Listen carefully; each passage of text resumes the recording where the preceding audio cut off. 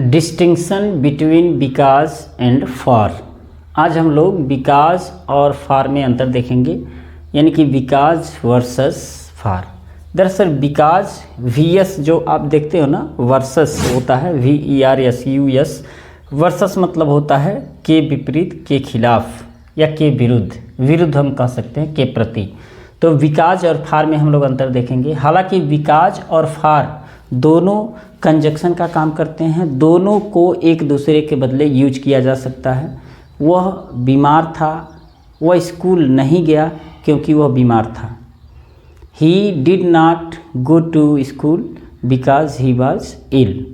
या ऐसे भी कह सकते हैं he did not go to school, वह स्कूल नहीं गया फॉर क्योंकि ही वॉज इल, वह बीमार था।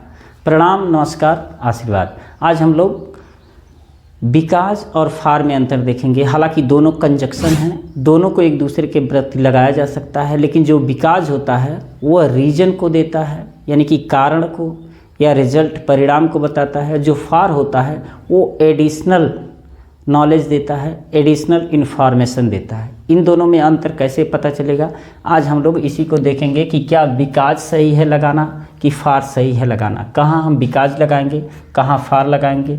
बिकॉज कंजक्शन के रूप में काम करता है, एडवर्ब के रूप में काम करता है, और बिकॉज ऑफ जो होता है वो प्रीपोजिशन के रूप में काम करता है। फॉर जो होता है कंजक्शन के रूप में काम करता है,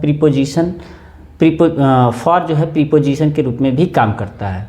बिकॉज जो कंजक्शन के रूप में काम करता है यह सबऑर्डिनेटिंग कंजक्शन है, और जो फॉर है यह कोऑर्डिनेटिंग कंजक्शन है, क्योंकि जो बिकॉज होता है वो सब क्लॉजेस को जोड़ता है और जो फॉर होता है वह कोऑर्डिनेट क्लॉज को जोड़ता है।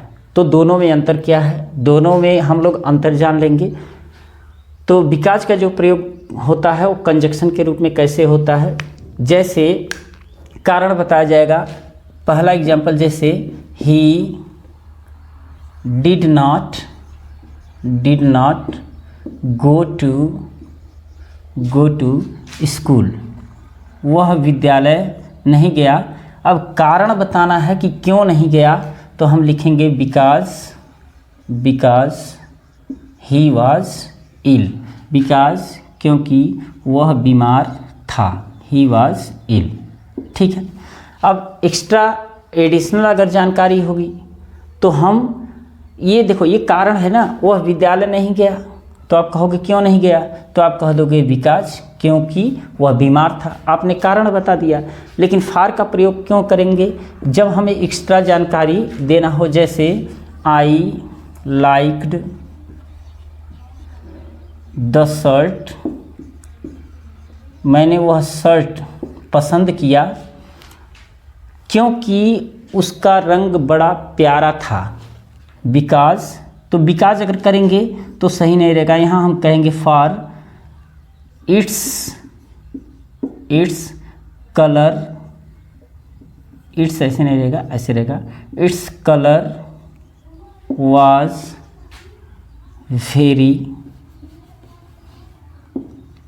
वेरी फाइन, उसका कलर बहुत अच्छा था। अब ये तो देखो, आप उस शर्ट को पसंद करते थे, पहला काम तो ये हो गया। फिर आप पसंद करते थे, कारण नहीं था, आप उस शर्ट के बाद, शर्ट अच्छा था तो था ही, शर्ट अच्छा था तभी तो आप पसंद कर रहे थे। एक्स्ट्रा जानकारी आप दे रहे हो क्योंकि शर्ट बहुत अच्छा था, कारण नहीं बता रहे हो। कारण अगर बताते कि मैं यह शर्ट नहीं पहनूंगा, और कारण बताते क्योंकि ये फटा हुआ है, तो समझ में आता है। लेकिन आप एक्स्ट्रा जानकारी दे रहे हो, इसलिए फॉर का प्रयोग होगा। जैसे ऐसे देखो, ही गेट ऑफ द बस, वह बस से उतर गया। अब उतरा क्या, पहला काम तो ये बताया गया कि उतर गया, दूसरा बताया जा रहा है कि उसे पानी पीना था। He had to drink water, उसे पानी पीना था। वह बस से उतरा, तो बस से उतरने का कारण नहीं बता रहा है, एक्स्ट्रा जानकारी दे रहा है कि उसे पानी पीना था। तो यहाँ हम फॉर का प्रयोग करेंगे। अगर कोई रीजन होगा, कोई कारण होगा, तो हम बिकॉज का प्रयोग करेंगे। जैसे he will not participate participate in this match, वह इस मैच में हिस्सा नहीं लेगा, हिस्सा नहीं लेगा, वह इस मैच में हिस्सा नहीं लेगा, तो कुछ ना कुछ तो कारण होगा। बिकॉज, अब यहाँ हम देंगे because he is wounded, because he is wounded, he will not participate in this match, वह इस मैच में हिस्सा नहीं लेगा, बिकॉज ही इज़ wounded, क्योंकि वो घायल है। तो आपने देखा कि जब कारण बताना होता है, परिणाम बताना होता है, तो कंजक्शन के रूप में हम बिकॉज का प्रयोग बताते हैं, और जब एक्स्ट्रा एडिशनल इन्फॉर्मेशन देना होता है तो हम फॉर का प्रयोग करते हैं। तो दोनों कंजक्शन हैं, बिकॉज और फॉर दोनों कंजक्शन हैं, और दोनों कंजक्शन क्यों यूज किया जाता है आपने समझ लिया होगा। और ये जो है बिकॉज का प्रयोग प्रीपोजिशन के रूप में और एडवर्ब के रूप में कैसे होता है इसको भी देखेंगे, और फॉर का प्रीपोजिशन के रूप में से या के लिए कैसे होता है इसको भी देखेंगे। उससे पहले ज़रूरी ये है कि प्रीपोजिशन क्या होता है इसको हमें जानना ज़रूरी है। तो जो प्रीपोजिशन होता है वो हमेशा नाउन के पहले लगाया जाता है ना, नाउन के पहले या प्रोनाउन के पहले लगाया जाता है, और लगा करके दूसरे जो शब्द होते हैं उनके साथ रिलेशन को इस्टेब्लिश किया जाता है। तो ये जानना ज़रूरी है कि प्रीपोजिशन क्या होता है। तो प्रीपोजिशन हमेशा नाउन के पहले लगाया जाता है। जैसे ही लिव्स, वह रहता है ए हाउस, वह रहता है एक घर। तो इस घर को उससे जो रिलेशन बनाना है तो हम इन लगाएंगे, तो इन जो है नाउन के पहले लगा है तो प्रीपोजिशन हो गया। अब जो नाउन होता है वह नाउन बनाया भी जाता है, जैसे वर्ब का जीरंड फॉर्म अगर हम यूज कर देते हैं तो वह नाउन की तरह काम करता है। तो जैसे वर्षा होने के कारण वह स्कूल नहीं गया, वर्षा होने के कारण वह स्कूल नहीं गया, तो हम लिखेंगे बिकॉज ऑफ बीइंग की जगह हैविंग भी हो सकता है, क्योंकि बी माने होता है होना और हैव माने भी होता है होना। तो बिकॉज ऑफ बीइंग या because of having heavy rain,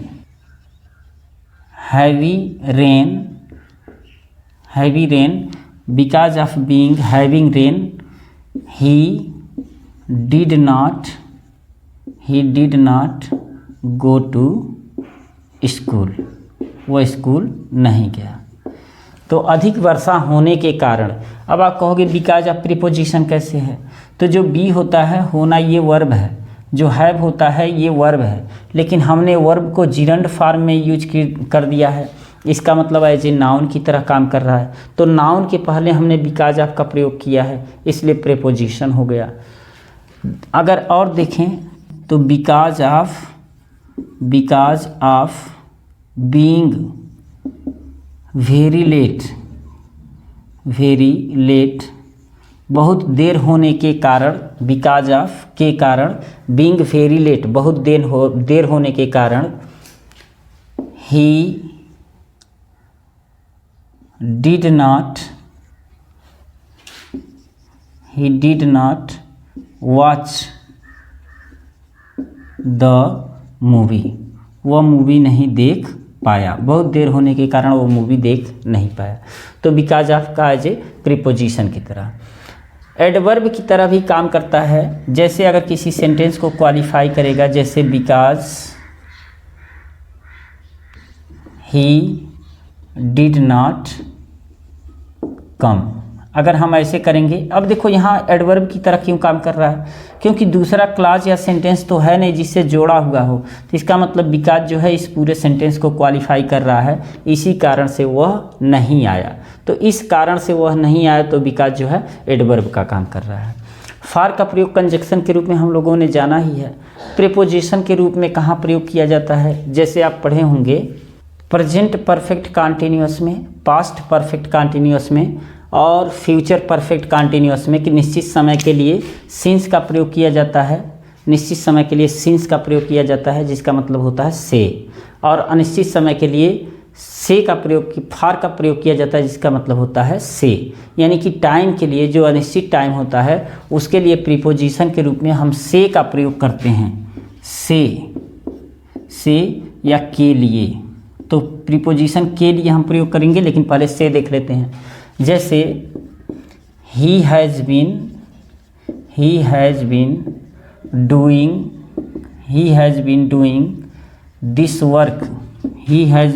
this work, अब वह यह काम कर रहा है। He has been doing this work, अब कब से कर रहा है? अगर हमने कह दिया 2 घंटे से, 2 आवर्स, 2 घंटे से, तो यहाँ से का अंग्रेजी फार लगेगा, क्योंकि जो टाइम है ना ये अनिश्चित है, यानी कि निश्चित टाइम नहीं है, इसलिए हम फार का प्रयोग करेंगे एज ए प्रीपोजिशन के रूप में। दूसरा प्रीपोजिशन के लिए, जैसे the government does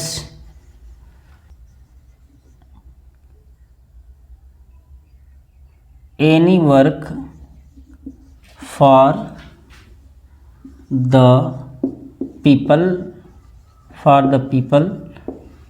of its country. देखो, अब यहाँ पर है the government does any work, सरकार कोई भी काम करती है ना, कोई भी काम करती है, तो किसके लिए करती है? फॉर द पीपल, जनता के लिए, ऑफ इट्स कंट्री, यानी कि अपने देश की जनता के लिए। तो जो फॉर का प्रयोग किया गया है इसका मतलब है के लिए, तो के लिए प्रीपोजिशन के रूप में, यानी कि फॉर जो है प्रीपोजिशन के रूप में, और फॉर माने से भी प्रीपोजिशन के रूप में यूज किया जाता है। तो आपने क्या जाना, जो बिकॉज है और फॉर है, इसमें डिस्टिंक्शन क्या है? डिस्टिंक्शन केवल एक ही है कि बिकॉज का प्रयोग रीजन और रिजल्ट के लिए किया जाता है, जबकि फॉर का प्रयोग एक्स्ट्रा या एडिशनल इन्फॉर्मेशन और नॉलेज के लिए किया जाता है। दोनों का मतलब क्योंकि होता है, दोनों का प्रयोग आप एक जगह, मतलब एक ही सेंटेंस में आप चाहें तो या तो बिकॉज का प्रयोग करें या तो फॉर का प्रयोग करें, कोई दिक्कत नहीं। एक चीज़ और है कि बिकॉज का प्रयोग करेंगे तो कॉम्प्लेक्स सेंटेंस बनेगा और फॉर का प्रयोग करेंगे तो कंपाउंड सेंटेंस बनेगा। दूसरा ये है बिकॉज ऑफ का प्रयोग प्रीपोजिशन के रूप में, और फॉर माने से और के लिए प्रीपोजिशन के रूप में लगाया जाता है। ये बहुत से कंपटीशन में पूछा जाता है, इसलिए इसको जानकारी कर लेना बहुत ही ज़रूरी होता है।